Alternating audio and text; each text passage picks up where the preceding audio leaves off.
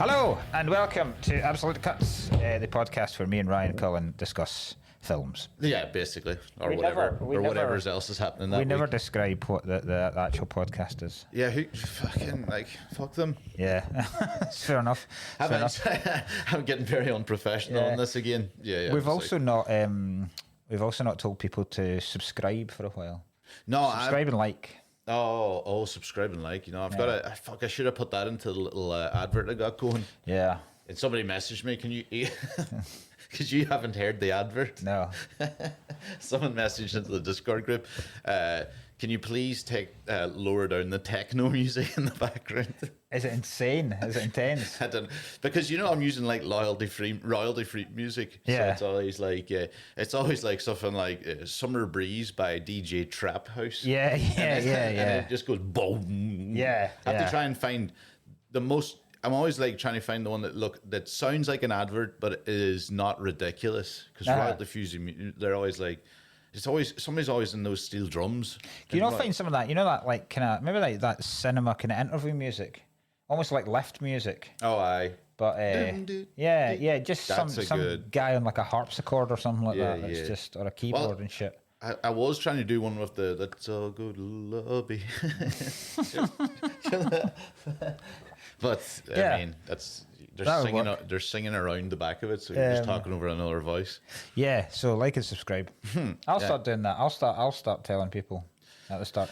I had a look earlier on our. Do you remember I positioned us for Podbean ads?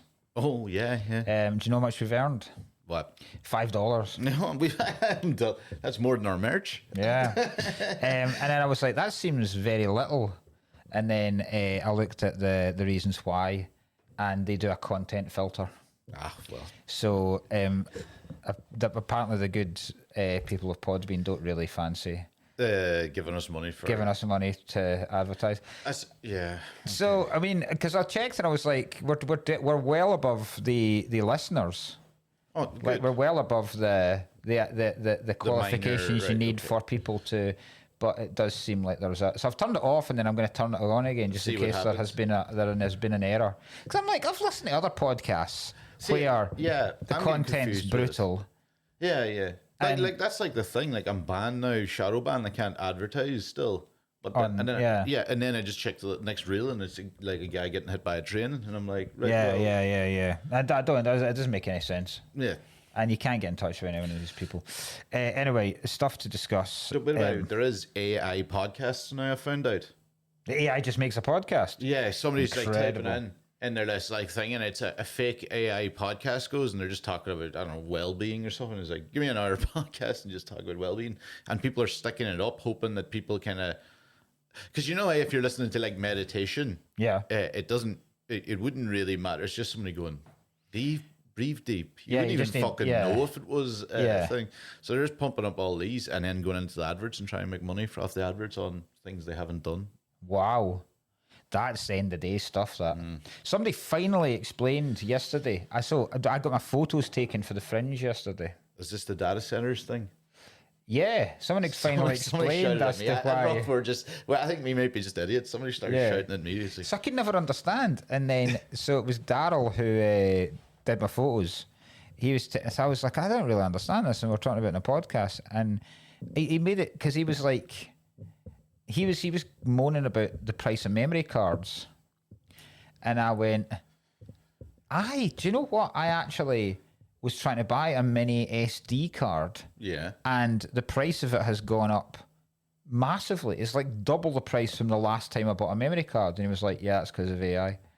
He's like, all of the available, all of the chips. So when they were talking about RAMs getting more expensive, I was like, I don't understand what. But your computer comes with a RAM anyway. What the fuck are you talking about? Yeah. But it's the wee chips and memory cards. They're all getting used and sent to these massive data centers that are powering all the AI. So there's such a shortage of them that when they're being made into new wee memory cards, that's where it's all been passed on. And the idea is that you're eventually just going to have to use like Google's online storage. That's where it's... So you're just going to have these huge data wrangling machines in a desert somewhere that are handling everything, but you're going to have to pay for it for £10 a month. Great, okay. I don't know why that's just depressed me. Like, fuck me. Unbelievable. Everything gets so bad. Yeah. End of days. Bar last night. Yeah. I got the Champions League and went out drinking. Yeah, that's very true. hungover. That's true. When we talk about this, we talk about this quite a lot, about technology ruining the world. This video I shared this morning where there's a guy, and it's a belief. Do you know when someone comes up with something, you go, "Fuck, I've thought that for years, but I've never heard anyone actually say it out loud." You know, there's a massive decrease in people having children in the world, in the Western world in particular. Okay, right? Not just exclusively to the Western world either, but it's a huge problem in the West where the birth rates are so much lower than they were and they should be to maintain a society going forward, right? And this guy comes on and he goes, everything is now fucked. Everything is now. He's like, it's never a good start. But he's like, like technology and phones and social media have ruined. They've ruined dating basically. So he's like, do you know what we used to do? You know how we? And this is the thing I've said loads of. If we're trying to meet someone, you go to a nightclub, you dance. He's like, people don't dance anymore. No, like, they don't. Nightclubs don't even exist. Nightclubs don't exist. You never see anyone dancing. You never see anyone dancing in a pub. You never see anyone. I've talked about it on stage. You never see anyone getting off with each other anymore. That's true. That's actually quite funny. Never ever see someone. Used to always be like, right. Yeah, never see it. You very rarely. You'll maybe see it sometimes on the way home. Yeah. A couple saying good night for the night. Never in a pub. You see a pair just fucking going at it with each other, tongues akimbo, right? You never see it in the cinema, right? Nobody's getting sucked off in the cinema anymore. Well, it's a bit, and he says the reason is because cinema prices. you dance. Some fanny will be. Because most people aren't good dancers, right? We're not Travolta. None of us are Travolta, right? So you dance like a fanny when you're drunk, right? Nowadays, you'll have some prick filming you, and they'll put it up and go, "Look at this guy fucking dancing," or you'll get him ridiculed in front of your pals. You start getting off with someone, some bell end will be filming you, going, "Oh, look at this," right? You approach someone at a bar. Right, take away the whole idea of this fucking manosphere idea of, you can't even approach women anymore without getting accused of sexual harassment. Take all that away. You approach someone at a bar and you make an art. Now, most approaches are very amateurish and very, very awkward. There are very few smooth as fuck, Goodwill Hunting-esque, do you like them apples? Approaches. Are you from out of town? Yeah. Most of them you're fucking nervous as shit and you make an arse of it. Yeah. And they are nervous as well. But he's like that. You approach someone and make a fool of yourself, good chance somebody's filming you and doing that as well. And putting it up online, and then you go viral and go, "Look at this fucking dork trying to." So that's removed everything. And then he goes on a thing about how the algorithms. Ugly twat bats out of his league. Yeah. You're looking at the computer in the morning. Absolutely true. Oh no. And he was talking about how, so dating sites. Do you remember a time when I was talking about this with somebody else the other day as well? Because they said they put a very good theory forward where, do you remember when we were doing stand-up and it used to be a common trope and an almost hack cliche joke of if you found out a couple had got together through meeting online, folk used to be like, "Oh, these fucking weirdos." Whereas now it's just accepted. It's not even just accepted, it's the first thing. It's the norm. It's like the first thing. Somebody said that's what will happen.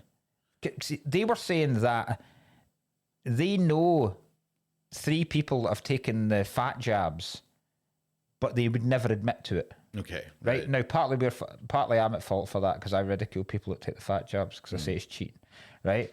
But they said that they did a gig where they were talking about it on a live podcast, and they put out to the audience and went, "How many in here is taking the fat jabs?" Now, of an audience of, say, 150, not one person put their hands up. Now, statistically, that is not true. Yeah. Right? It's clearly not true. Yeah. Right? And they said that eventually admitting to taking those will become as normal as just admitting to meeting people online. Okay. Because it used to be considered quite pathetic. Yes. Going on the internet and on a dating site, you can't meet people in person. You fucking weirdo. It used to be, and especially at the very very early times. Not really Tinder when that started coming up. Was more like became like what a hookup kind of site. But before that, it was like Plenty of Fish. And Match.com. Match.com's a perfect example. Match.com, like you just assumed automatically they were a sex offender. Anybody that was on Match.com. You assumed, but you assumed there was something weird about them. That they couldn't meet people in the traditional manners. Right? Whereas when you look at it now, the actual intentions of things like Match.com were very, very pure and very, very innocent. And helpful, because what they were doing was they were going, this is what you're into. These are your interests. These are your hobbies. This is the kind of person you are. Look, we've found someone very, very similar to you and we'll match you up. Right? It was a very, very innocent way to do it. Then this guy goes on to say what dating sites are now. They're just data collectors. They are. The algorithm is intended to just collect your data constantly. It tells you you have to fill in. Sure, I'm back on the app. Like it tells you like stupid little things, but it's obviously then going like, okay, there's that comedy, there's that age, here's the area, and they'll sell it to other companies. They will definitely. Something like Tinder couldn't give two fucks if you meet a partner for life. No, the pure intention that is what it is there for. It couldn't care less if it ever achieves that. Yeah, absolutely. And the people that run it couldn't care less if it achieves that. No, if anything, it's finding someone means you're not on the app. Yeah, exactly. Yeah. So obviously. Yeah. So and then so that's why I finally had to explain why RAM is now more expensive. I got put on Hinge jail. Right. Okay. Jesus. I've been on like a 3-day suspended thing. Right. Because of something I wrote in a prompt.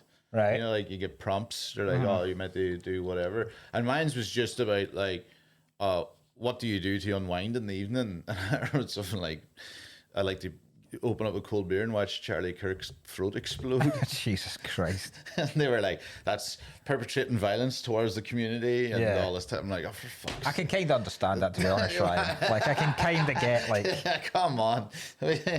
You might as well put that out there. This is what I am like. Yeah.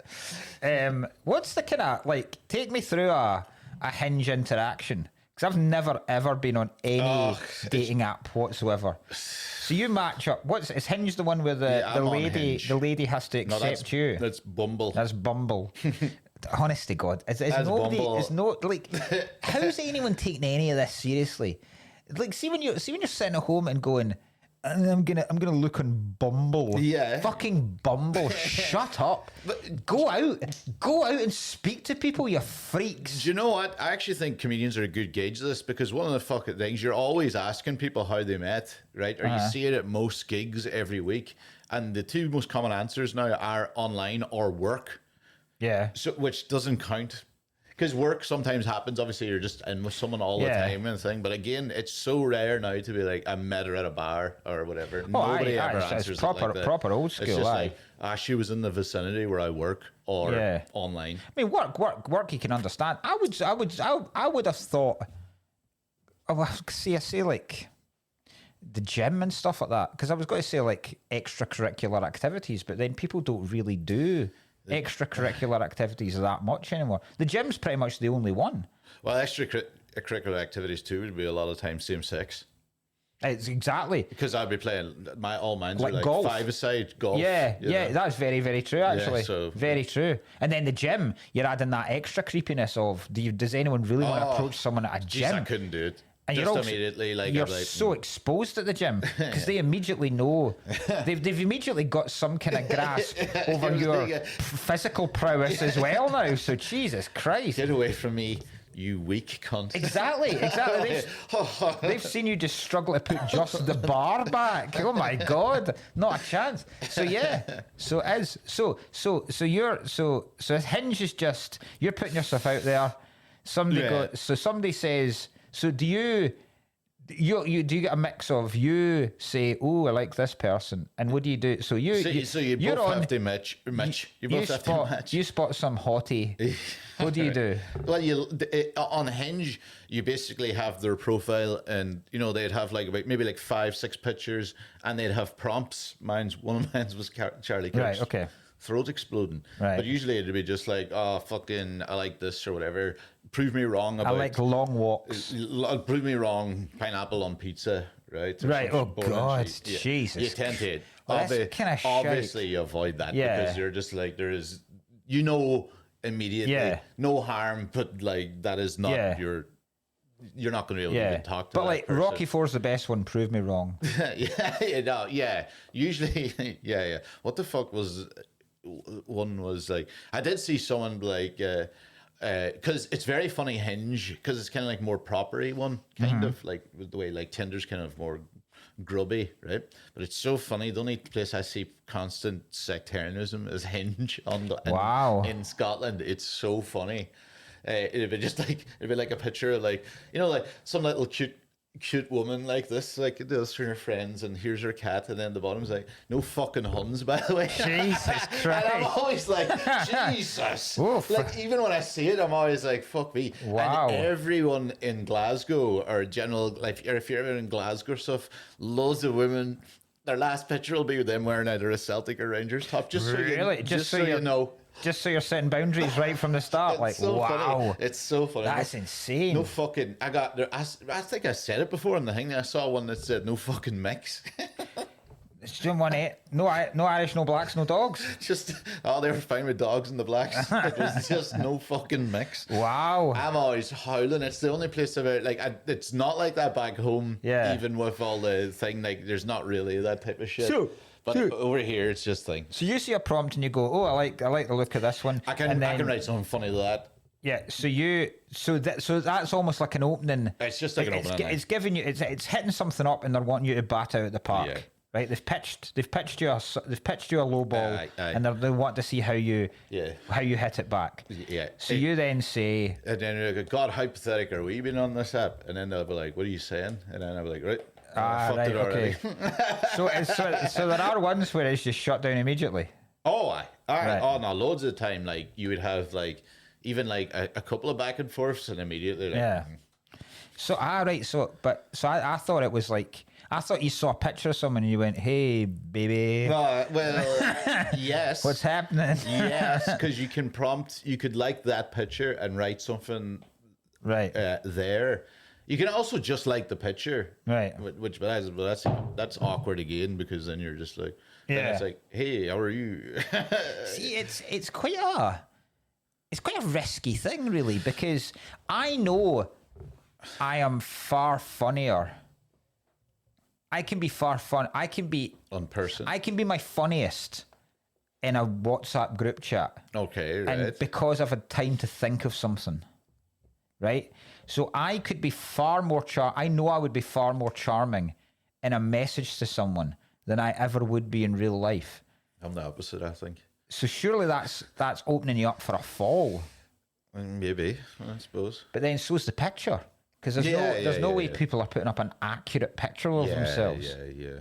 So essentially, you're inviting someone to be disappointed whenever you actually meet in person. That's what it always is. Yeah, I think everyone knows there's going to be a little bit. Like, good God! I mean, I actually, good God! I actually respect it more if it was just a Tinder where it's just a look. I'm in this place for a night. I'm horny.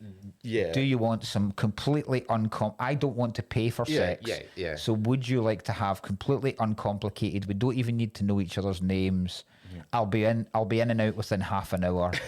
I'm 5 miles away. Sex. Is that right? that'd be just your bio and just that your would arse? be that would be my I mean, Tinder was a bit like that, but then it becomes a little bit prudy now again. Aye. It's back. It goes through like swings, basically society. I think now it's back into all that hookup shite. Aye.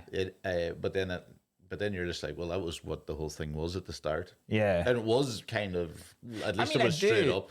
Like, I'm quite traditionalist in my views. As I've got older, I'm a lot, I wouldn't say puritanical, but I am a lot more kind of, if you want Christian values about the whole thing. You're yearning for times you never actually experienced. I don't like the fact of a society existing where people just meet up to pump.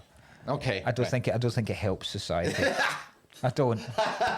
You think it's going to it's damaging? I think it leads to. I think it's damaging. I think it leads to so many problems. I think it leads to so many problems with the expectations it gives people. I think it paints women in a bad light. I think it paints men in a bad light.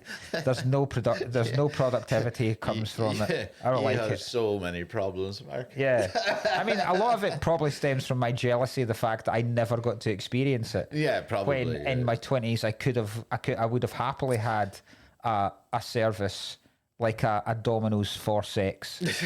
Would have been nice, but without the actual. Domino's for sex without the paying and the cheesy crust. Oh, God. Do you know as well? I just kind of thought of Domino's for sex. I just imagined that it's still a delivery driver on a van driving her.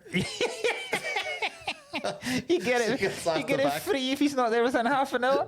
Just that, yeah, he's sitting there like like driving in there, the little type of thing, in the full getup. And then it's just a woman standing there with the box.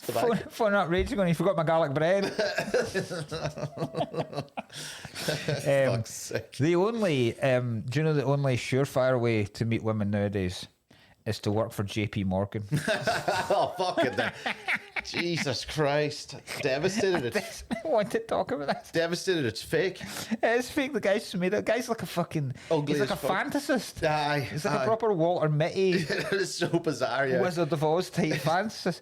I've got the... yeah. So this is... It's possibly the funniest. I was devastated. The guy called Hajdini. Yeah. Is that his name? Must be, yeah. So he's put out other... Because I was looking up earlier on. So I was up at like 6 this morning. So I was like, let's meet... Oh, no. Is Hajdini the... Oh, it's Lorna Hajdini. So she's the CEO. Yeah. She's the JP Morgan CEO. So if you don't know this story, Lorna Hajdini has got a very, very powerful job at JP Morgan and took on and he's an intern? I think so, Yeah, called Charayu Rana. Charayu Rana, yep. So she's an executive. He's an ex-banker.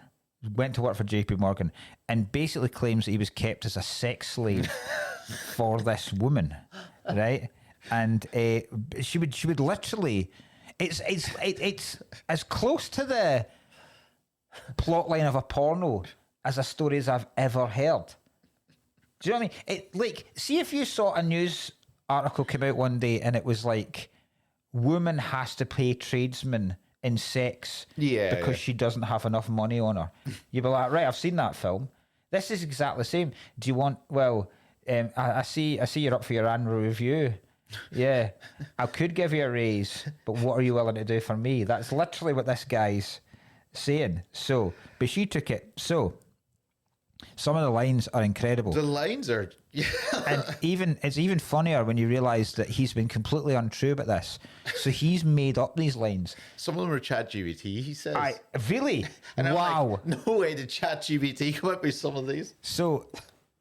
This is proper fan fiction. So one night they're working late, and Lorna Hajdini, the CEO, she removes her shirt, right, and says she starts fondling her breasts. She then says about Rana's wife, "I bet your little Asian fish head wife doesn't have these cannons." I can't believe it. Now I know that it's fake. I'm like, I can't believe I even fell for it at the start. I wanted it to be true. If that is Chat GPT, there's no Chat GPT. It was just, I mean, that's insane. What's the nationality of her wife? In this article, this guy's being called Doe. Does that mean he's John Doe before we actually knew it? Is this the guy's, he didn't even know his name then? Maybe it is. This guy's Rana anyway. Right. So it goes on, right? He then claims that she forcibly removed his pants. Yeah. Which I think would be... I'll be damned if anyone's taking my trousers off me without a fight. Yeah. Forcibly suggest... Like, you saw this woman. Yeah. She's not huge. Yeah. Do you know what I mean? We're not talking Bridget Nielsen here. She's quite a petite woman. Yeah. right? So, with cannons. with cannons. The cannons are holding her down. Yeah. So she's no woman talks about their own breasts as cannons. I've never heard breasts ever, even by men, referred to as cannons in my life. Never. Asian I don't know where ChatGPT. Oh Jesus! I was like, Jesus. So ChatGPT, I scared, and I go, "What you need to say is, thank you." So she forcibly removed his pants and performed oral sex on him against his will. This happens in the film Disclosure. Demi Moore does this to Michael Douglas. Okay, but that's very much a He's like, no, we shouldn't. But go on. Just a tip. That's very much that. But this sounds like this guy was protesting. This guy was like full on rape, squealing basically. Like Deliverance. Yeah, okay. But she's so strong. So strong for a petite woman. She's holding this grown man down. Right? The horniness is giving her like super serum. I don't even know how you'd hold. Cum is her super serum. I can't understand how you would hold someone down if you were giving them oral sex. But how do you pin someone? How long are her arms when she's pinning his arms to a desk and she's still able to perform oral sex? The only way would be if it was like a 69 position and she clamped him. You know, like the woman in Goldeneye. If she clamped him around the ears with her thighs and then just went to town on him, face downwards, is the only way. Right. He continued to protest. Right. The complaint says she repeatedly reminded him that she owned him and that she controlled his promotion and bonus, which she understood as a threat. Right.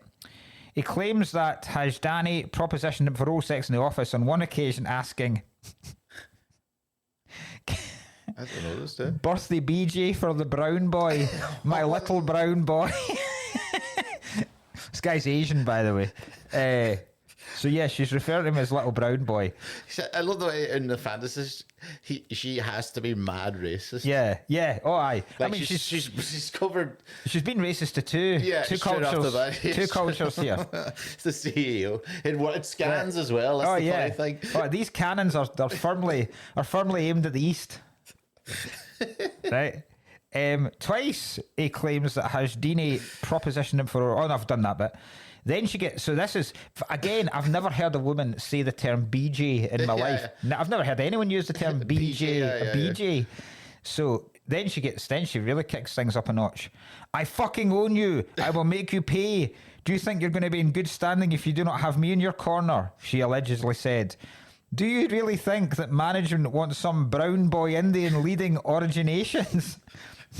Right. And here comes the ultimate almost Commando-esque Arnie's 80 film threat. If you don't fuck my brains out tonight, I'm going to sabotage your promotion. Oh, Jesus Christ. Oh. This is all... Can you imagine as well those couple of days where she read this and she was just like, what? I know. Just like, little brown boy, what? Wait a minute. And then there's another one where he got a voicemail for her where she said that that he wasn't welcome in the country because of his colour, adding that people don't want you or your kind here. Oh, fuck's so sake. she's a real reform candidate. So he's really gone to town. And then I read today that he's now filed more shocking claims. So he has submitted evidence. So he's a fan. Does that just mean he's like getting off on this now? Must blown his load every time. I think he's been found to be lying about other stuff as well. Right. So he's now submitted evidence from an anonymous pal. Always a red flag when it's an anonymous pal. Yeah. Claiming that Hajdini demanded a threesome with him, right, and also drugged him. Okay. So JP Morgan insists, and she insists that the claims are not true, and the lawsuit was pulled last week. Right, so the lawsuit was cancelled, but then he's filed a new lawsuit on New York on court on Monday. So it's this Monday, right? So 2 days ago, where more bombshells allegations were made. Among the new evidence, a first-person affidavit from Rana detailing his claims and explaining why he's still seeking to proceed anonymously in the case. Includes a statement from a witness who claims Hajdini propositioned them for a drunken threesome Right. The witness says he was staying at an apartment while visiting New York City and was woken up by Hajdini's drunken antics in the middle of the night. He says he tried to go back to sleep, but a completely naked Hajdini woke him, sat on the couch he was sleeping, and begged that he join them in the bedroom. She said, "I own you, so you better come in." Little brown boy. He returned to the bedroom and says that he could hear Rana pleading, "You have to leave. I'm not going to do this. Please stop." Fuck's sake. She must be just sitting there being like, what the fuck is this? How do I even deal with this? Well, he's clearly blowing his load. Imagine having to get off by doing this. Oh no, what have you read? I can see that. Just apparently, this anonymous witness also saw her manhandling him and being handsy with him at a concert earlier that month. See if that turns out to be a Coldplay guy. I'll lose my mind. He never seen any interest in the women. He overheard Hajdini say something along the lines of, "Remember, I own you, Brownie." Jesus Christ. Jesus Christ. So since then, Rana says he has PTSD. He suffers sleep deprivation due to recurring nightmares, flashbacks, and anger dysregulation. Well, so do I. But You do. Yeah, but I've got all that, man. I'm not out here going to court going like that woman called me little Mick bastard and to get my arse out. So former colleagues at JP Morgan have said they're shocked by the allegations, and one even likened them to fan fiction. Okay. The New York Post reported this week that Rana lied to the bank about his father dying and had 3 months paid leave. But the US news outlet tracked his dad down at the family's £1.75 million home in Virginia, where he claimed he knew nothing of the highly contested legal dispute, or I imagine about any of the reports of him being dead. God, This guy's a fucking lunatic. This guy's wild. Anyway, our first guest on Absolute Cuts next week will be Chirayu Rana when we get to the bottom of this story. Before we get to the bottom of the Green Mile.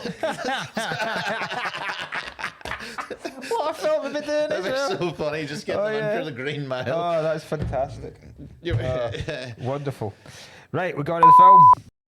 Hello, you pack of absolute cuts. This is just a little message to say if you want to support us, we are on Patreon. That is the best way to do it. It's £3 a month and you get early access to the episodes. You get access to the Discord to even choose the movies, and there is bonus episodes in there. It's a great place to be, and like I said, it's the best way to keep cuts going. We are also a lot of the time on tour. We've even got sometimes Absolute Cuts live events, so it's good to check out our social medias for that. And both of our Edinburgh Fringe shows are now on sale. Thank you again for your support. I got a present for you from someone. Excellent. Before we get into Starship Troopers. Yep. Right. This is from Beth and Pauline. My God, this is lovely. This is for listeners, it's an actual wrapped box. A wrapped box that looks like of cookies, but it's not because it's too heavy to be cookies. And it says Mark in very, very neat calligraphy on the front, and it's tied with a bow. Hey, look, it's in braille. A ribbony bow. No, I don't know if it is, but it feels like it is. That's lovely. It's raised, you know. Right. What the fuck? Jesus Christ, this is disgusting. We have shower gel that has been remarketed to be Absolute Cuts Nelson's Soapy Tit Wank. Cullen's Soapy Tit Wank. Cullen's Soapy Tit Wank. Delightful. The funny thing is, when I got it, she was like... this is original sort. Right. Yeah, so it's the original sort mint and tea tree oil that they've reprinted a label. Yeah, so the original source are the official sponsors of Absolute Cuts. I love the fact that there's a travel one. That's very funny to be. I'm going to take that away with me next week. Actually. Yeah, why wouldn't you? Yeah, hoping. Do you know what I'm going to do? Well. I'm going to leave it because it's over 100 mils. I'm going to leave it purposefully in my hand luggage so that it gets put through the wee machine. They take it out and have to look at Nelson's soapy tit wank. Yeah, what's this? And I go, literally all explained. Yeah, I couldn't be any more clear. What do you think it is? But it just sounds like they're like, but is it your tits or someone else's? That doesn't matter. Yeah. That is or is there a log inside of them? It is not of your concern. Are you going to allow me with it on the plane or not? That's the fact that you're bringing it on the carry-on. Yeah. No, because then it wouldn't get flagged. If it was in my hand, if it was in my checked bag, Yeah. then it goes through anyway. It would just show up as shower gel, and you're allowed. But because it's over 100 mils, if it goes through that, it'll get pushed through to the B side, and then they'll have to go through, and they'll be like, "Have you got anything in here, sir?" And I'll be like, "I don't believe I have anything in there that wouldn't be allowed in a flight." No. What about this tub of green Nelson's soapy tit wank? What don't you understand? Like I said, You fucking great border patrol episode. Why are you treating me like a terrorist here? Oh, so it's fine for that crying baby to get on board. It's fine for that obese man to take up 2 seats, but a man can't come on with his own branded with his mammary lubricant. It's like fucking Nazi Germany in this country now. That's so stupid. Oh, fuck me. Right, would you like to know more? Would you like to know more? Would you like this week we're doing the Starship Troopers. Yeah. So, I remember seeing, I was obsessed with Starship Troopers when I was, this came out in 97, so I'd be 16. And I remember it being hugely featured in the film magazines, particularly Total Film. I remember having a nightmare about this before I'd even seen it. Right. Bizarrely, purely due to the trailer. And you know the bugs, because there's various bugs in this. There's like the wee skittery bugs that are kind of based on beetles. Yep. And they're cockroaches, really. Yeah. The one that they dissect, that's pretty much a cockroach.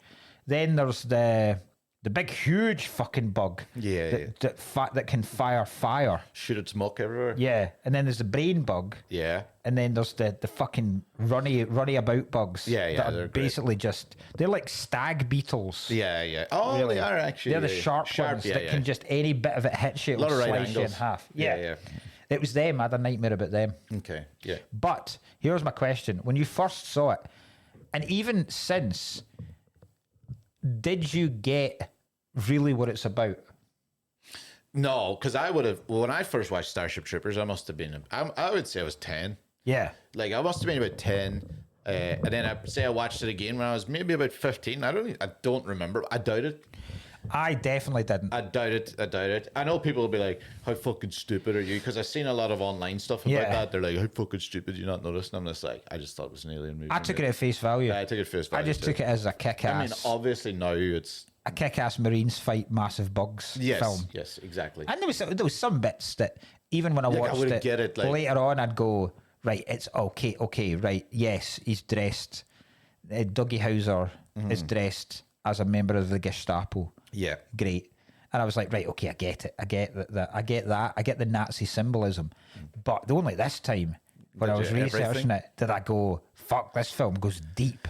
Yeah. This is deep shit, this film. Paul, and that guy's not going to he's Dutch too, isn't he? Dutch, Verhoeven, yeah. Verhoeven's Dutch, so he's not even he's managed to go into America and make a massive anti-American imperialism film, release it, and then half of them didn't realize it. Well, the majority of his films are, now, here, Verhoeven, right? Tits and satire. Yeah. That's literally all of these films. Yeah.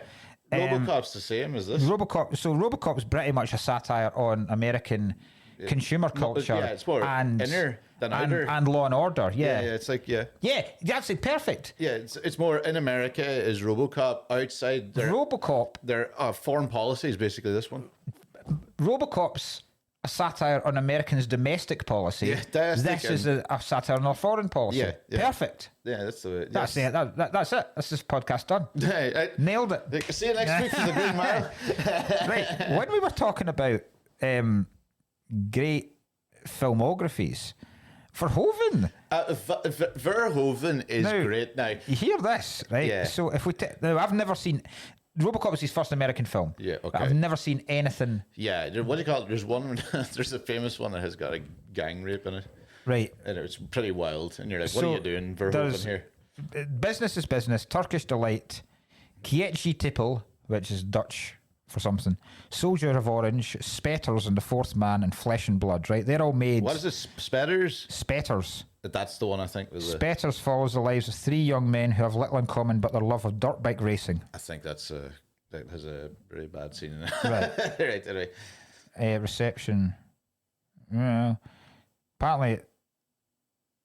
Apparently it's a lot about Calvinist, the Dutch Calvinist history, and a lot of and its colonial past. Okay, right. Well, so there's a lot. This is what he does. He does a lot of shit where he's own, because he made this film largely because a lot of this was to do with he was wanting to make a film. Because I didn't know this was based on a book before I did the research either. No, I didn't. So there's a massive book that's still taught in American military academies called Starship Troopers. And that guy, the guy who wrote that, I can't remember his name, wrote it as a kind of a reaction to people protesting against nuclear testing and nuclear armament in America, right? But apparently, so it's basically the same. It's basically exactly the same story. There's some shit's been changed, but it is about a world at war with a bug world. And mostly through the military and the propaganda and stuff.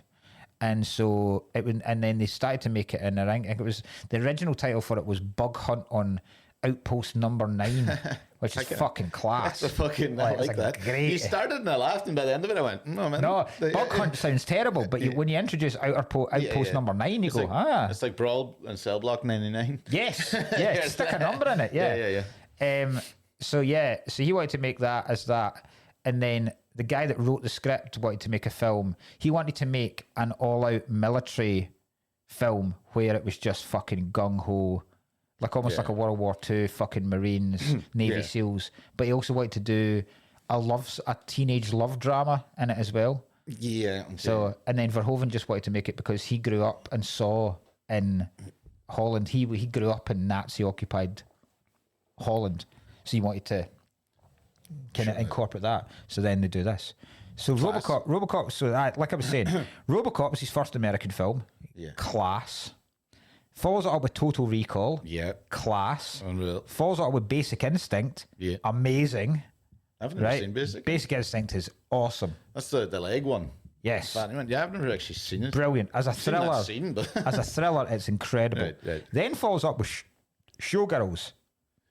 I've never seen. I think a lot of people like Showgirls. I think Showgirls in a rewatch would be different now. People love Showgirls. Like I've seen, there's just one of those ones I hear big directors saying they love. Yeah. So I think I would watch Showgirls differently now that I know the reasons he made choices on this film, which we'll get to later on, right? Then follows up with Starship Troopers. Then follows it up with Hollow Man, which I think is very good. I watched Hollow Man 2 nights ago. I think Hollow Man's decent. There is one really funny thing. The fact that Kevin Bacon is like a high scientist, then goes invincible, and the first thing he does is like, I'm going to rape everyone. Yeah, basically, yeah. Yeah, like he starts off with his ex-wife, and I'm like, you can't even, you've seen all this. Yeah. But Hollow Man doesn't do that well. So then he goes back, and then he never makes another film in America. No, really? He just goes back to making shit in Holland. That's crazy. Apparently, it's really the rest of his stuff's really good as well. But just went fuck this. Hollow Man was. I think he wasn't happy with the way Hollow Man was released. Okay, and he wasn't happy. He certainly wasn't happy with the way this was released. Because loads of people hated this when it came out. Yeah. Because they didn't get it. Roger fucking Dildo Egbert or whatever they call him slaughtered it. They thought he was like championing fascism, and they thought he was like, this is like his idea of a utopia and all this kind of stuff. Stupid concept. And they didn't. American audiences, Europeans totally got it. Yeah, like it did incredibly well in Europe. Yeah, didn't do that well in America. Yeah, because they're fucking because they're so confused. It is marketed like it's almost marketed like a kids' film in terms of. I agree. I actually think I was only kind of allowed it because it looks like a kids' film, the way the ships are. Like. There's a great fact about why people think it didn't do as well. I'll tell you that later on. So yeah, it's very much like RoboCop. You get the media stuff. Yeah. Different this time though, because with RoboCop, a lot of it was adverts, and that was the kind of consumer culture, and a lot of it was the OCP kind of like you say, local law enforcement and local land ownership and all that kind of shit. Yeah. Whereas this is largely the internet.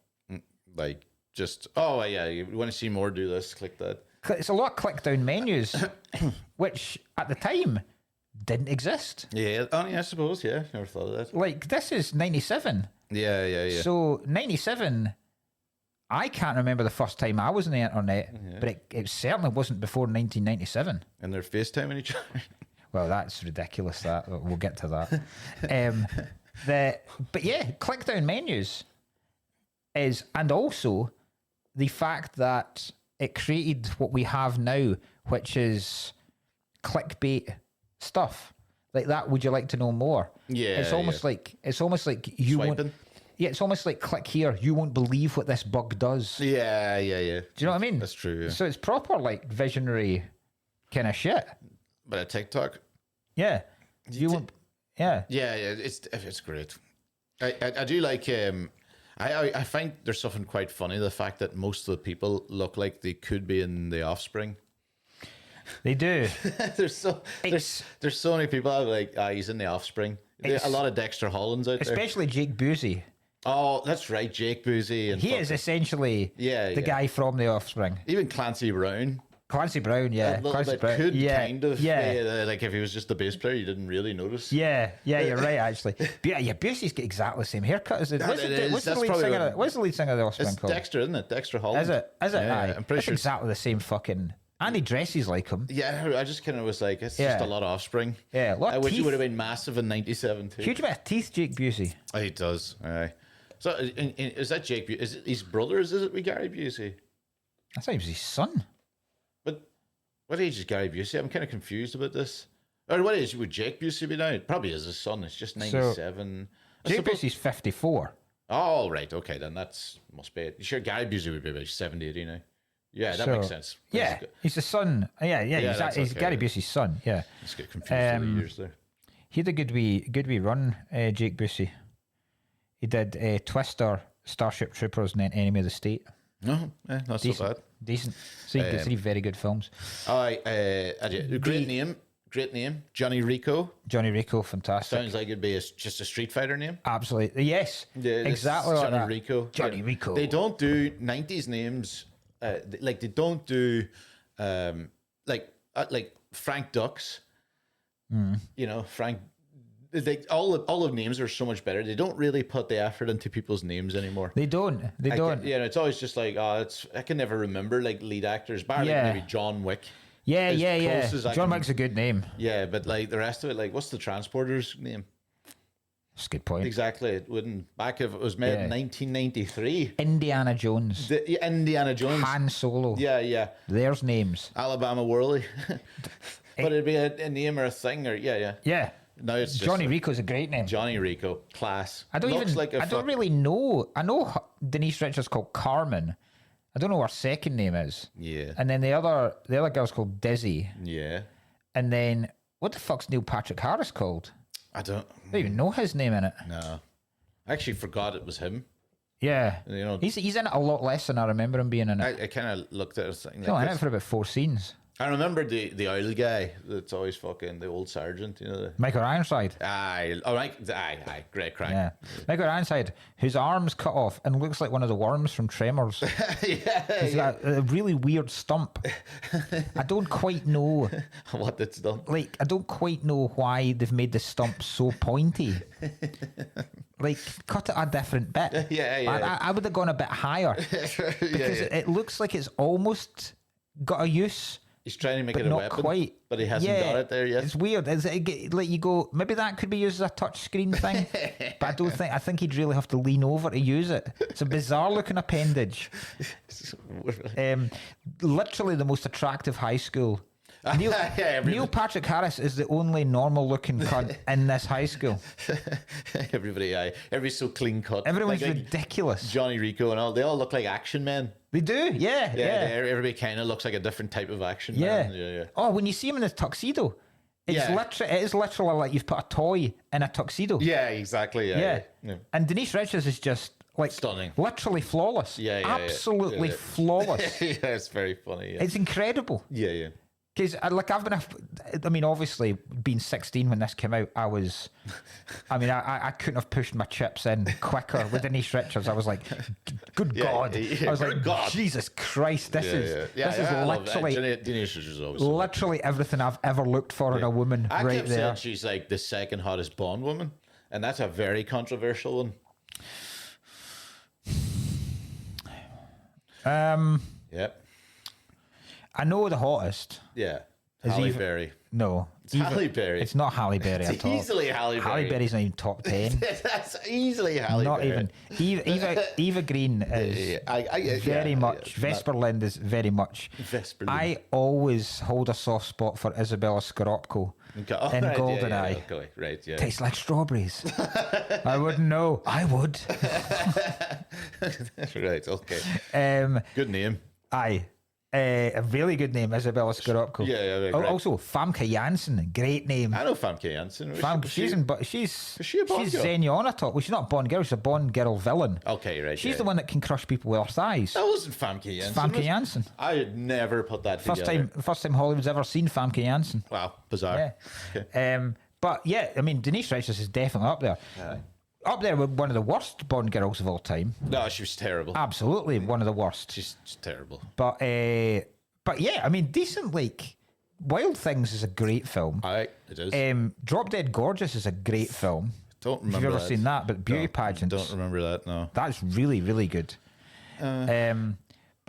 She's incredible. And then we'll get the debate. We'll do the debate now over. Sure. This as an older person, it's not as clear cut to me anymore. When I was a teenager, it's always Denise Richards over. Oh, yes. Dizzy. We need to find it. I can't just keep calling her. Just Denise Richards? No, keep calling her Dizzy. Find out Dina Meyer. Oh, right. Dina Meyer. Right, okay, right. So Dina Meyer and Denise Richards. Yes. So if you don't know what's going on here, with the Starship Troopers, like who's Johnny Rico going to end up with, right? But what had happened, it caused a massive debate on who, because there's a lot of really militant Dizzy fans. Yes. And they're like, why the fuck would you choose Denise Richards? And I'm like, there's always Denise Richards in my head. But now when you look back on it, she has been a fucking prick in parts of it. Right. Like, so if we take it at base level, looks wise, Dina Meyer's hot. Yeah. Like she is at certain and particularly like there's at one point where she kind of wags her finger at her, when Johnny Rico gets caught writing on his wee iPad thing by Michael Ironside, and she wags her finger, and I'm like, Jesus Christ, this woman's hot as fuck. And then that's so funny. Yeah, just the wagging of a finger funny. Was like, she's that great. Don't know why that was great. That's so funny. Whoa. The least erotic thing possible. You go, fucking hell, wagging her finger. My God, admonishing someone. But women also have them. And did you ever see? I've seen the TikToks. Yeah. Did you ever see when a guy's lifting something off a shelf? Yeah. Like, what? Yeah. You've seen a guy? I found the one where women were like that. See when a guy is reversing a car and he puts his hand on your headrest to look round. I'll fucking. And I was so funny. What? Because I was saying to Amy, and she was like, "Oh yeah," and I was like, "I'll fucking do that." See, since I've buggered my shoulders, I can't.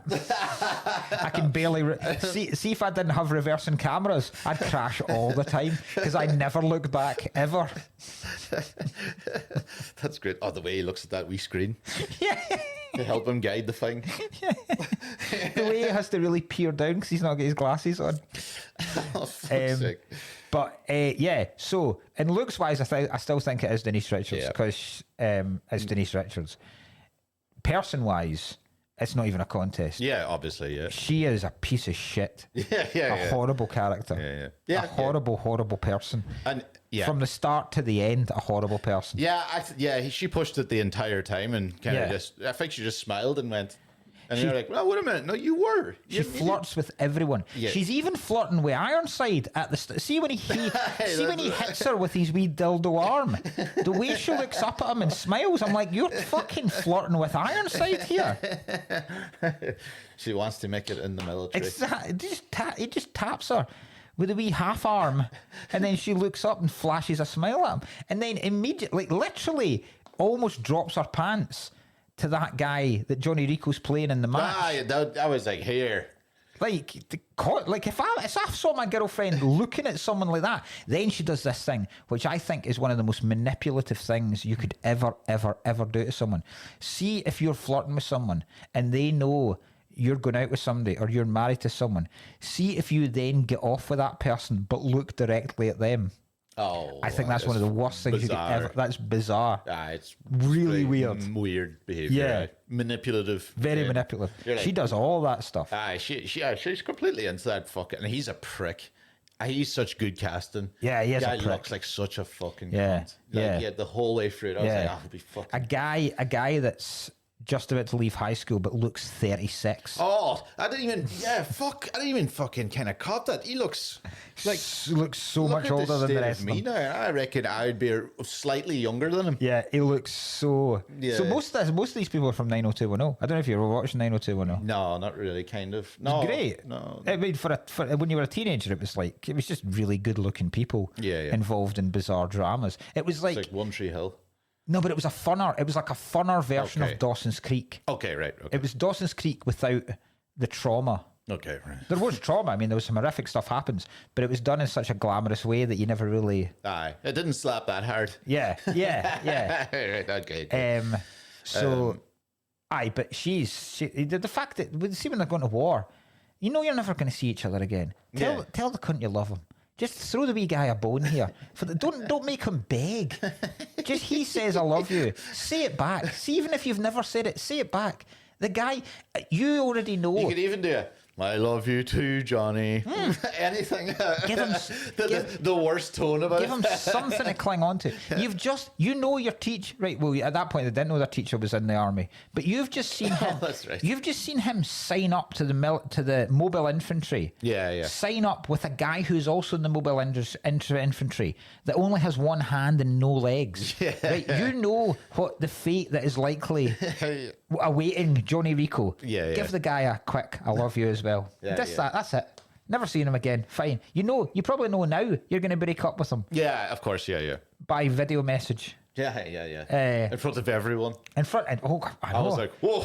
I was like, rough that. That's a rough one. That's like that one. Was it Jarhead we watched? Yeah. Where his wife's getting horsed. Remember was there not a thing we found out about that was the origin? There's a certain thing they have in the military where they put up stuff like that on a board. Oh, and it's called a specific thing. Oh, Jesus! Is it a Dear John letter? Is it a John Deere letter? No, because John Deere's the guy that makes tractors. Just a picture of a tractor. No. I've left you for a combine harvester. No, the Dear John letters. No, that like that's the letter you get if your son's died. And I thought that was the parents got. Oh no! Wait a minute. I thought Dear John is Dear John. It's your parents got to think your fucking son. Dear John's a breakup note sent by a woman to a romantic partner, usually a soldier stationed overseas. I fucking got this wrong on Jarhead again. I haven't learned. I'm pretty sure I've said this again and again. We've done this exact thing, but all right, okay, perfect. Okay, yeah. So like a Dear John letter, but that's fucking wild that you got that. Right, here we go. Aye, Dear John letters. Yeah, a crass love. Yeah, it's where you get a letter that basically someone. Mental that this society. So this what is it? What's the year in this? Is this? I can't remember the year. I think it's 23 something. I think it's the 23rd century we're in. Sorry, it was 2030 something. I was like, no. So we're 200 years. Okay. In the future, right? Yeah. They have mastered interstellar space travel. Yeah. They have mastered obscenely advanced weapons. Yeah. Right? And they've colonized Argentina? They've colonized, yes. They can remake limbs in a tank like Luke Skywalker, yet video messages still have to be sent on a wee CD. What? That's so stupid. I think about it. There should be fucking holograms. Like, she should appear in front of Johnny Rico to break up with him, not opening a wee CD. It's not even a proper CD. It's a fucking mini disc. It's like you put in your Nintendo DS. Bloody ridiculous. Broke up over the Nintendo. Fucking wee CD. It can only play out loud so everybody can How hear did she it. break up with you? Message board. We were playing Call of Duty and she broke up with me over that. Still sending a carrier pigeon through space. The fact that they're all listening, the fact that they all go, "Oh fuck me, she's hot," and then we're like, "Oh, it's really awkward." Slowly go, "Oh," and then you see Dina Meyer going, "Ha ha." Yeah. She's Here like, we go. yeah, she's putting on lipstick. Yeah. Because she's fascinated with him. Well, because Johnny Rico really, he even admits at the end, he only joins the military because of Denise Richards. Yeah. He does it for a girl. She does it for him. She gets transferred to his mobile infantry unit, which I can't imagine is an easy thing. They really they really like each other. They all, they really like each other. Yeah, I don't think I've ever met someone I would join the mobile infantry for. The only one that's not horny for someone is Neil Patrick Harris. He just wants bugs. He's just horny for bugs. Yeah, and he's gay. I don't think he is gay because he slides in real life. He slides. No. Yeah, he does. He tries, doesn't he? Yeah. So I think Carmen's more of a villain in this film than the bugs.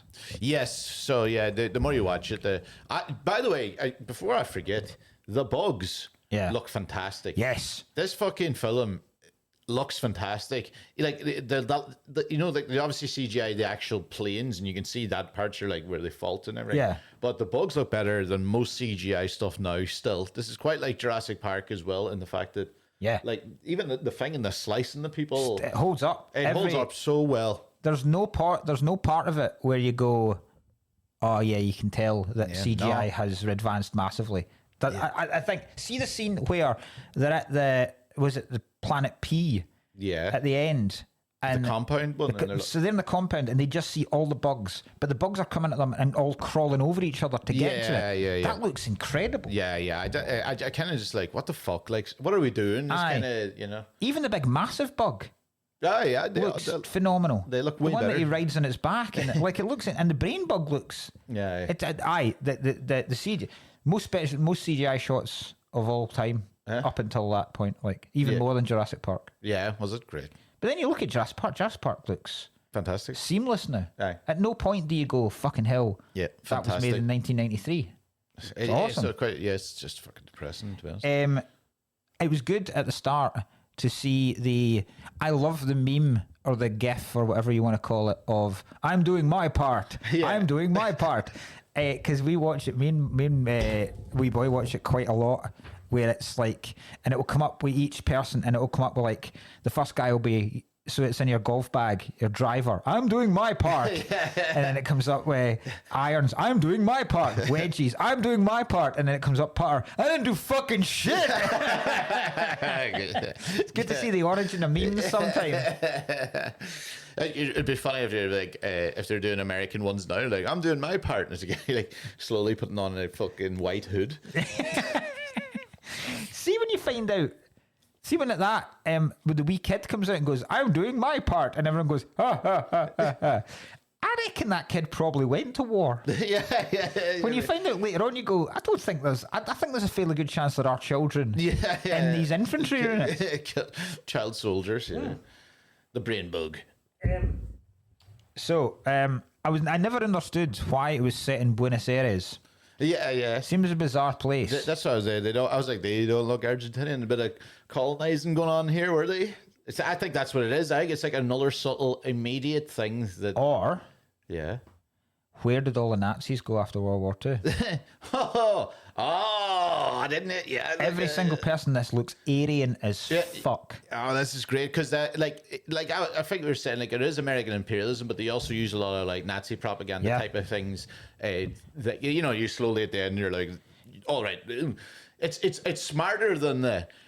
It turns out we were the poison in our all along. It is smarter than that, but it's much smarter. But it's just funny. Like I didn't even. Johnny Rico, literally Hitler Youth. Yeah, they all like that. Yeah, tall, strong, chiseled chin, broad shoulders. Yeah. The bluest of eyes, blonde hair. Yeah, like literally the master race. And that's why I think that's why the high school are all full of such perfect people. Yeah. Because they've spent 200 years perfecting perfect people. Is there black people? There's black people in the military and the infantry unit. But here's another thing, right? We're getting proper deep now. Here's a question, right? So this is a fascist state, right? Which is run by this network, and you can only get citizenship by doing military service. That's right. Yeah. Right. So you're literally in a war obsessed nation, right, where they need a constant conveyor belt of soldiers, right? And we'll get in later to whether this war actually even exists, right? Okay. And whether the bugs did anything or do anything at all, right? Yeah. But they're in a fascist society, right? They're in a very, very controlled citizen society. You can only have children if you're a citizen. You can only vote if you're a citizen. So you're largely, the only choices you have in life are by doing military service, right? But so Ironside says in his speech that he says democracy has failed, right? We tried democracy and it's completely failed. And then he talks about the founding fathers took things over and have created this very controlled military fascist society, right? But they then present it as being a utopia, in which racial and sex divisions do not exist, right? There is no mention of race at all in this. Yeah. There are multi-sex sports teams. Yeah. She's the quarterback. Yeah. Dina Meyer's the quarterback for it. Yeah. So any imbalance upon sex, you can be black, you can be brown, you can be Asian, you can be anything you like, and you can still get citizenship. The only proviso is you have to serve in the military. So there's a point to be made that now this is right. This is, I'm not saying I agree with this, but I am putting it out as a potential point that to gain the utopian society. So if you look at the left in Britain, the left in Britain want no inequality whatsoever, right? Equal rights, equal voting rights, equal pay, regardless of your race, regardless of your creed, regardless of your sex, regardless of your ability. You can still be in the military in this film if you've got a physical disability. Yeah. Ironside only has one arm. That guy is still serving. He's only got one appendage. Yeah. He only has one arm. He's lost his other arm. He's lost both his legs. He's still no disability hindrance, no sexual hindrance, no race hindrance, right? Yeah. Is there the argument to be made that the only way you achieve that utopian society that the hard left want in this country is to become a fascist regime? I mean, no, because the most at its core, fascism is completely unequal. But not in this world. It's not. But not in that world. Yeah, but we're talking now about it. But this is a future world. So right. But could you argue that if you because you try certain political movements, right? You try certain political regimes, right? Capitalism is largely believed to be coming towards its end because inequalities get so massive now. Yeah. Right? This is late stage capitalism, and that's why you see things falling apart. That's why you see food. I know that the Strait of Hormuz has a lot to do this, but that's why you see the fact that we can't. The gap between the rich, microchips. Yeah, the gap between the rich and the poor has never been greater, right? Yeah. Well, in modern society, anyway. I'm not talking about like feudal society when there was kings and queens and shit. So we've tried. Capitalism's reaching its end. there was a thing I studied when I was in political philosophy at school, at a university, where we've tried communism, countries have tried communism, but humans aren't evolved enough yet to truly do communism, right? Humans need to evolve beyond greed. They need to evolve beyond being self-centered and self-preservation. To achieve true capitalism, you need to be happy that everyone is getting exactly the same stuff, right? Socialism's the same kind of thing, right? So that's what I think it's either Rousseau or Locke or someone argues that that's the ultimate goal for society, but we're not evolved enough yet to implement it. Right, yeah. So, or for it to work. Okay. So we've tried fascist states as well in terms of a Nazi Germany. Is it possible that we're not evolved enough yet to truly have a fascist state that will then lead to a utopia? I mean, yes, it's a good point. I don't really have an argument because I'm like, yeah, that's true. I just don't want to think about it. Yeah, it's a horrible thought. It's a horrible thought. Yeah. Because imagine if you're, imagine leaning in a couple of 100 years and everything, and you go, you know what, this actually worked. That would be horrific. It would. So you're saying that basically fascism now is people aren't a thing, so there is so much inequality, and that's why they're killing black people, Jews, whatever. It would make a liberal person, a truly a liberal far left person's head explode if they realised that the only way to achieve the society that they were fighting for was to embrace fascism. It's so horrible. I mean, I feel like the UK's already fucking embraced fascism at the moment, but but at that level, yeah. But then you look at this and you go, right, basically these people, the whole kind of drive for whoever is running this society, right? The Ironside talks about like the forefathers or something like that, right? Whoever's running this, because you never really see a government. You see those people like the air field marshal or something like that. You see those kind of folk, and but you never really see a government. You never see leaders and stuff like that in this film. So whoever's running this, obviously... All right, because not everything's also done via adverts as well, but not like a guy speak to you. It's not like a press. Exactly. It's all done by the media, right? But... So their entire goal and their entire constant need is to keep pumping out this military machine. Yeah. And they constantly need soldiers, they constantly need all this kind of stuff. And in that way, they're able to control the populace. Yeah. But even though you're under that regime, at no point does that world not look great, right? Everyone looks amazing. You never see any poverty, right? The schools seem all to work. Yeah. Buenos Aires looks stunning, right? Everything's clean. Yeah. Right? So it seems that the world is being run pretty well. Yeah. And everyone is being provided for, right?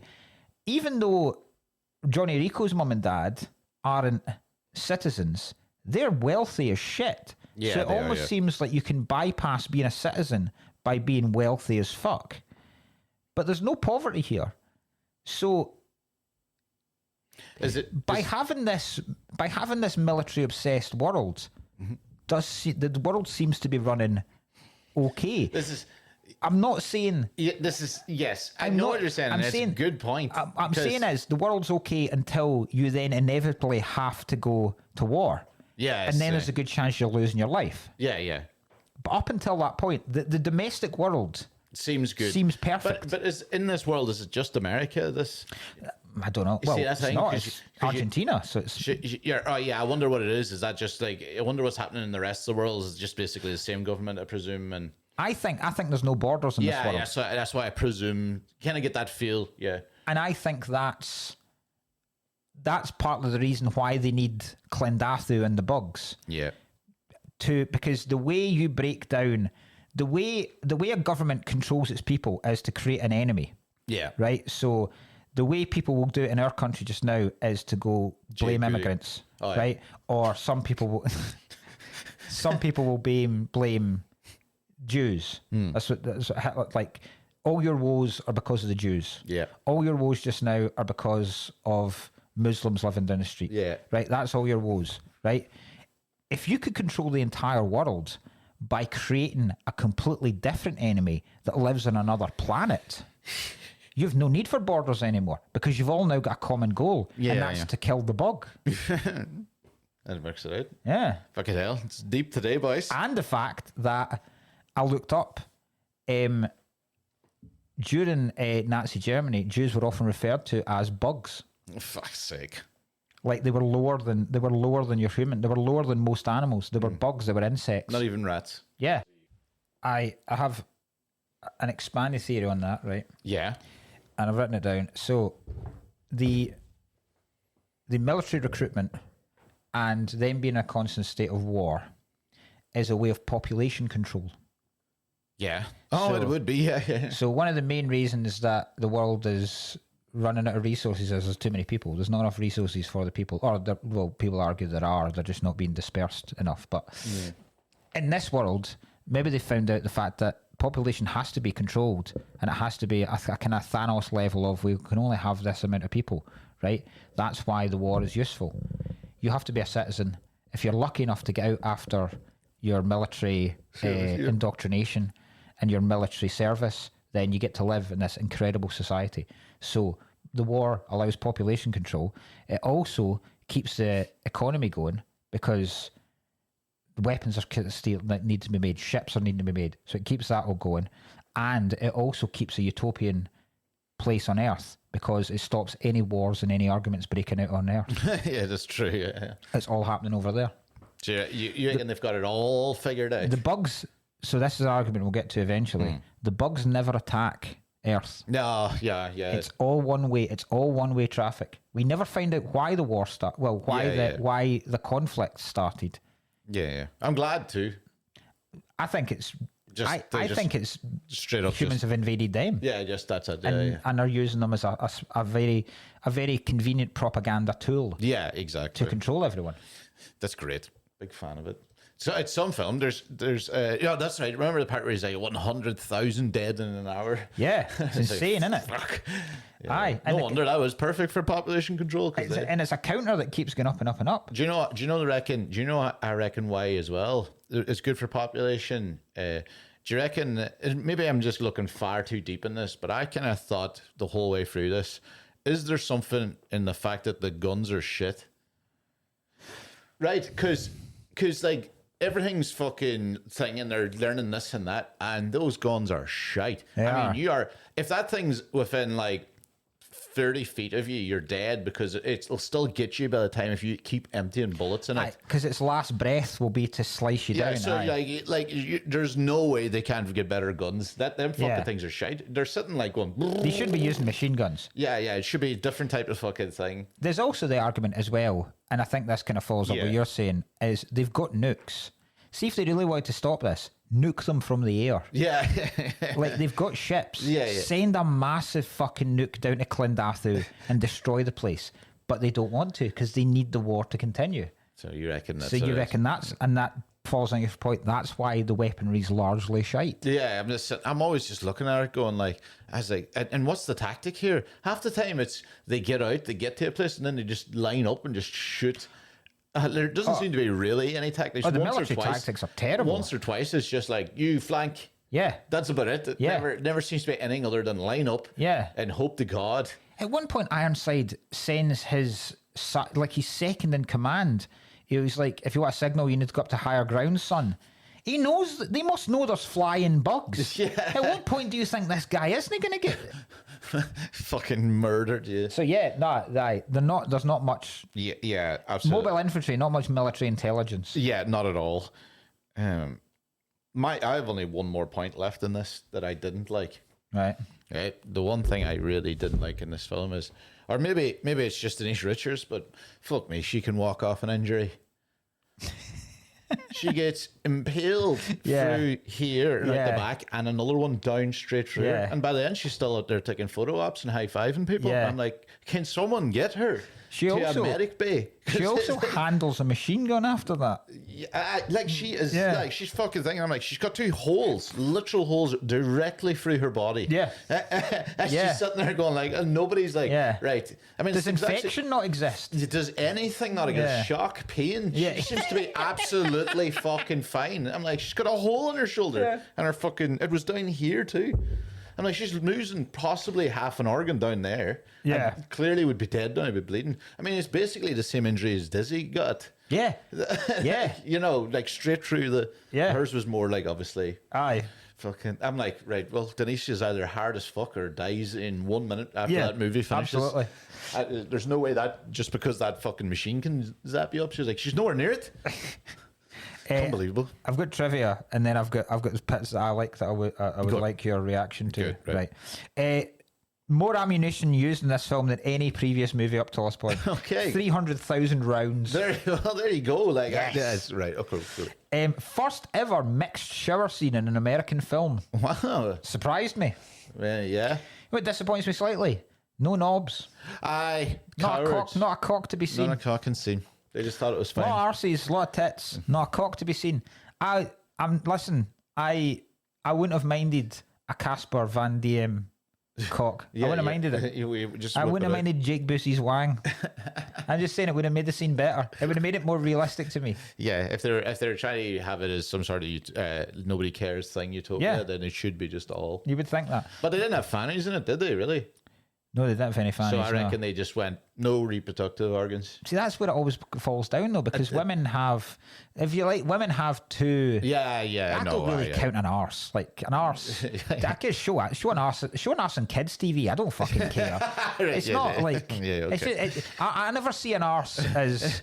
I've never saw an arse as being like a sexual part of the body. Right. I've always seen it as like an arse, a necessary.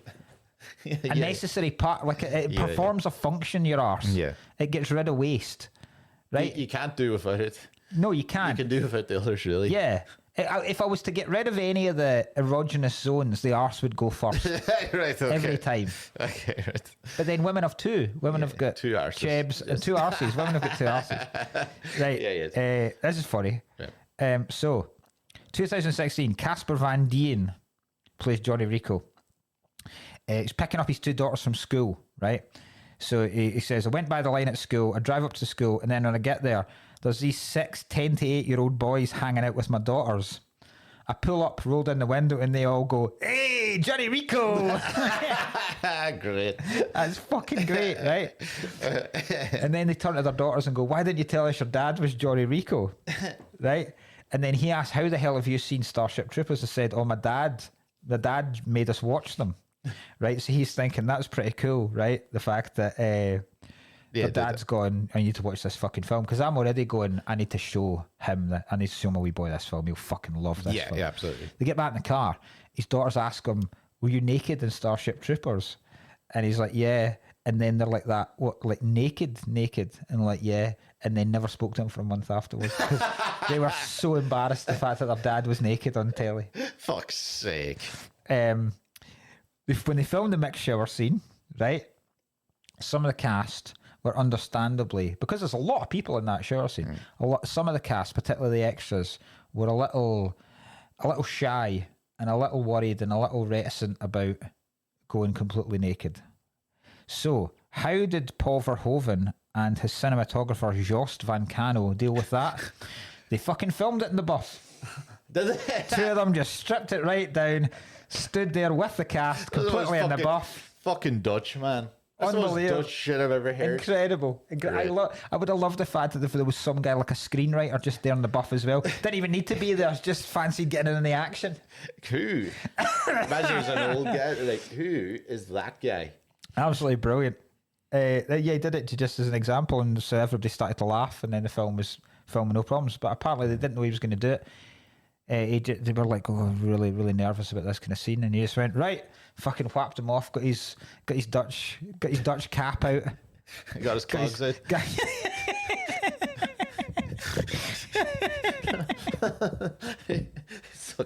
Just turned to Dina Mars and went, do you see my Dutch wang? How big are your tulips round that?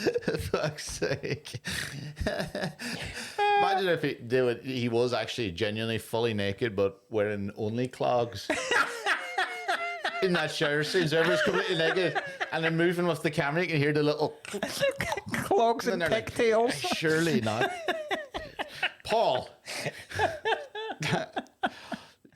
Oh, he says that he included the notorious shower scene to show that for all its flaws, the Federation's army has complete gender and racial neutrality, and women of people of colour are seen in high ranks with no issue. Yeah. He added that the gender neutrality extends to the point where men and women share together, pointing out that most of them are fascists without any libido at all. Too preoccupied with their military career to regard their nudity as even vaguely erotic. There you go. This is class. This is one of my favourite facts ever. This didn't do well at the box office. Okay. Right? And it had a big budget, I believe. Did it? Yes. It did have like it had a very big budget, mostly for the CGI. Yeah. Right? And people were genuinely surprised because it's a TriStar film. So there was a lot of studio backing. There was a huge marketing campaign. And people were really, really surprised as to why it didn't do well at the box office. Can you guess, and I don't think you'll ever guess, what film it was up against the week it was released? I'm going to give one guess here. It's a British film. A British film? Lock, Stock? No. A year later. This was a year later. Oh, don't know. Right? The Mr. Bean film. Fuck's sake. Right? Another propaganda. There is a theory, right, that because this massively underperformed and Mr. Bean in America massively overperformed in terms of box office, there is a theory that there were under 17 kids buying tickets to go and see Bean and then going into the next cinema because they wanted to see Starship Troopers, but they knew they couldn't get into it. That's great. That'd be fantastic, isn't it? That's great. Really, really good. I like that a lot. This was kind of like a taboo film when I was a kid, like because it's kind of long, like even though it's not, but it did have a kind of like a vibe to it. Like you're like, this is wild. Yeah, tits and people get cut in half. Yeah, and yeah. Like even when we talked about doing it, like I spoke to the guy Daryl I was doing with the photos with yesterday. I was like, we'll do Starship Troopers tomorrow. He was like, oh, fucking loads of tits in that.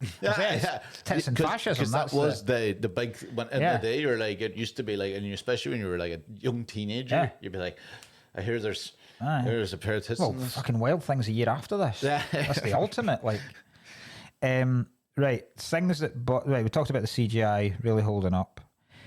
Things that bother me about this: how quickly people progress through the ranks in the military. Okay, yeah. Johnny Rico. That's because it's such a high def rate. It must be. Yeah, it must be that. Here's Johnny Rico's military career from when he starts. He goes from cadet to squad leader to quitting, back to cadet to private to corporal to acting sergeant to corporal to lieutenant, all within a year. That's a hell of a trajectory for Johnny Rico. Within a year. Fuck me. Join McDonald's and end up owning it within 12 months. The guy that flirts with Denise Richards at the football match, right? She says, so he's just left high school, right? He says, I'm going to join the fleet tomorrow. He's That's like, right. Wait, you're a pilot? It's pretty much the day after the football match that she then signs up for they find out where they're getting sent to and their orders and where they're being deployed to. She gets sent to the fleet. So this is maybe, a couple of weeks later. He's already in charge of a ship. He's a teenager. He's a teenager that looks 36. Yeah. But he's been in the fleet for at most 3 weeks, and he's already in charge of a ship. Oh my God, they're rich. It's unbelievable. They're fine, absolutely putting that in his hands. The level of promotion in this world is insane. Fucking Neil Patrick Harris leaves high school. The only one that looks like a high school student, and then basically becomes Himmler overnight. He's basically Goebbels. He's given his own fucking wing. He's given his own scientific research facility. Cutting them up and fucking yeah. That's great. Even dresses like him, starts dressing like a fucking... the Hugo Boss big massive Nazi SS trench coat. Yeah. Right, I've said why don't they just nuke... I can't believe Rob Lowe isn't in this film.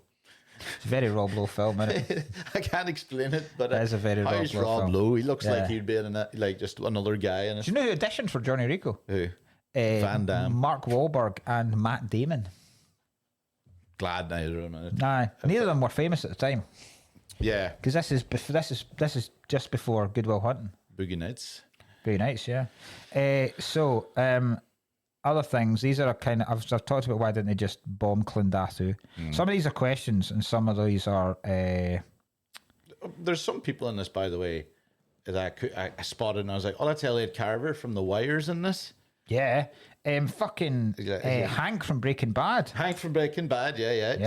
There was a lot of like big TV guys, and I know your man's in The Walking Dead and stuff now too as well. But I was like, oh. Well, there is. I think I've written it down. There is a thing why. Basically, because the acting's shite in this. The acting is terrible. When Dina Meyer, when Dizzy dies. And she goes, "I'm dying, Johnny, but it's okay because I got to have you." Yeah, that was so shit. Or like that guy that goes, "The only good bug is a dead bug." yeah. And then we're looking for some kind of smart bug. Some of the lines are really shit. Yeah. But I'll get on to why Verhoeven made that on purpose. I think, I was about to say that's definitely on purpose. That's why he hired everyone from 90210 because he didn't want it to be polished. He wanted it to look. Yeah, it would have to be this soap opera type. Yeah. Right. Here's a question: were the bugs in any way the antagonists in this situation, or was it all propaganda? Well, yeah. There's a thing because I was like, when I was watching it too, I was like, did they bomb Buenos Aires themselves? Yeah, that's the thing, because I was like, these guys don't look like they have the capabilities to do this. You never see them launching it. Suddenly a report comes on that net thing, that FedNet thing that says the bugs are now launching asteroids at us. And you look at where they are, they're an entire solar system apart. Yeah. Right? And they're launching asteroids. Why not just launch... There's asteroids around about our solar system. Why not launch them if they can do it? Why are they bothering to launch them right the way across space? Aye. Right? So, the idea is that the bugs never launched any asteroids. Yeah. So, do you want a mad theory that's online? Give me it. Because I did watch that and I was like, I don't know, maybe it does. Even if they did, it seems like a retaliation, but it's just, I don't think it looks like they have the capability. There is a theory that to keep the war going and to almost escalate it, that it's almost like a friendly fight. Red flag. Yeah. So that you did false flag. False flag. That's it. Sorry, not red flag. Red flag's when you fucking. Oh yeah, red flag. Yeah, when a woman comes into your house and you've got like Teletubbies and stuff like that. Yeah. False flag. We went for two completely different things there. I was like, Andrew Tate. You're like, you go on and there's Teletubbies everywhere. I'm like, yeah, they are. False flags. So they reckon, most folk reckon online that it's a false flag, that they purposely crashed the meteorite into Buenos Aires to escalate it into a war. Yeah. Right? There is a theory online. Yeah. That it was Denise Richards that caused the asteroid to hit Earth. And killed all her parents, right? Okay. She thinks she's a smart arse when she's on the ship, right? And she's talking to, what's his name, Xander, the 36-year-old guy, right? She's been flirting with him the whole time. She basically shags him after she finds out Johnny Rico's died. Yeah. Right. So when he's going, watch your screen there, and she's like, no, I changed the course, right? This is a much more efficient way to go. And she's like that, check it. So he goes on, no, you're right. So she changed the course. They'd already had a course planned for Clondatu, right? By changing the course, they come across an asteroid that they were never meant to come across because they wouldn't fly through an asteroid belt. Yeah. The asteroid's coming towards them. She pulls evasive measures, smacks the top of her ship on the asteroid. The asteroid changes trajectory, heads to Earth. You reckon that's her? You reckon it's that bitch? Not me. There's a lot of people who have said it online. Okay, right. So she caused so the meteor would never have gone towards the Earth. And then suddenly... But that wouldn't even be a false flag. It would be just her being stupid. No, that would be her being stupid. But then the Federation go, well, we can't just have random asteroids hitting us. Yeah. We'll have to say it was the bugs that did it. Yeah. So, okay, I see, okay. Right. thing that bothers me, Neil Patrick Harris, if he's psychic, why does he do fuck all throughout the entire thing? Surely a lot of this could be solved if you've got a load of psychics running around. Yeah, there seems to be loads of them in there. Yeah. But they seem to do nothing. The only psychic real power he kind of alludes that he led them to he led her to Carmen at the end, Johnny Rico. But the only psychic power he really is he gets a ferret to attack his mum. That's the only real psychic power he ever displays. Is it not the other one, like he's touching it? Yeah. It's afraid. And yeah. They all go, that's a horrible. I've got that question at the end. So funny, but it's horny. Yeah. The one guy. Hey! Oh no. Sergeant Sim. Yeah. That's why I found it. The pump bug. You haven't got to the pump bug yet. Casper Van Diem, right? Casper Van Diem's so good looking in this thing that everyone is attracted to him, right? At one point, Jake Busey wants to kick the shit out of him, and he turns around and realizes how good looking Casper Van Dien is, and then immediately decides to become his pal. Dina right. Meyer is happy happy to have died because she got to sleep with him. He's that good looking, a guy. When he gets fired. When he gets suspended from the military because the guy gets his head blown off because he allowed him to remove his right. Yeah, before that, so they're going. Big Clancy Brown is going. Who's fucking class, by the way. Yeah. Like they see the running gag of medic. Like he breaks the guy's arm. He throws a knife through Jake Busey's hand, and then every time medic. That's brilliant. I love him in every film. He's Loved great. him in Highlander. Love him in Shawshank. Love him in this. He says, okay, you grunts, today we're going to be using live ammunition, right? Then they'd run a weapons assault course. Why are they firing at humans? Yeah. Everything that comes up is a human. If they're fighting bugs, why are all the targets humans? It makes no sense whatsoever. Fuck me. We've done the thing about why are all the video messages on CDs. Denise Richards versus Dizzy we've done. Right. Here's a good. The last question I've got, and then I've got a theory that somebody's put online, which is excellent. Right. Do you feel sorry for the brain bug at the end? A little bit, yeah. I do. Yeah, a little bit at the end, yeah. It's afraid. Yeah, it's pretty grim. And it's the way the thing recoils constantly. Yeah. Why did it have to look like a vagina? Is that on purpose? Because it is on purpose, because it's swallowing men's brains. You think there is some kind of some kind of subtext to this I just in put terms of but because everything's supposed to be subtext in this, you wouldn't be surprised if he did actually do it. It's like the type of film, most films, if that happened, I'd be like, right, we're looking too deep here. Yeah. But this is meant to be. Further question, added on question to that. If you're Neil Patrick Harris and you're left alone in the science facility with the brain bug, do you fuck it? Do you think you fuck the brain bug? I think I fuck the brain bug. Yeah, it's naturally lubricated. Jesus Christ. And it's also got about 12 eyes watching you. I am a big fan of having sex when someone's maintaining eye contact. If I had 12 eyes on me. Do you think if the older people come in, like the older people that work in the lab, and then like they kind of touch it and just a big blob of cum falls out of theirs? They're like, is that fucking you?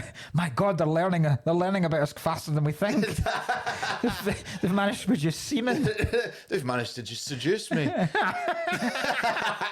Damn you, brain bug. It's blaming the brain bug, and everybody believes him because he's the thing. Like. To fuck the bug, we must first understand the bug. He's a fuck's see that brain sucking bug, the one that gets Xander. Aye. It'll be a fucking quick death for you. I think the death happens quickly for anyone. I don't think you remain partially alive until the last part of your brain matter is sucked out. Yeah, I like to believe it is. It softens there. That's really cool seeing the brain all go up the wee pipe. I like the fact that they made the pipe see-through. Yeah. Right. Here's the theory, right? And this also explains why he largely cast bad TV, good-looking actors. There's a theory that this entire film is just a propaganda movie anyway. Yeah.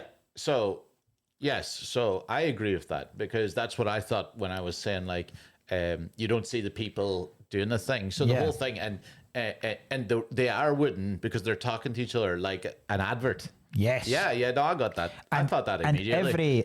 Did you? Yeah, that's like the main thing I thought. Brilliant. Because I was like, right, that is why they're talking like high schooly. So this is almost like a recruitment there's film. There's nothing deep ever talked about in this, really. Yeah. No one ever questions authority. No deepness to any conversation. No. Most of it, even the deepest it gets, is "I like you. Yep. Where are you going? Yeah. Okay, I'll see it." That's it. Like it is. Yeah. Yeah. Yeah.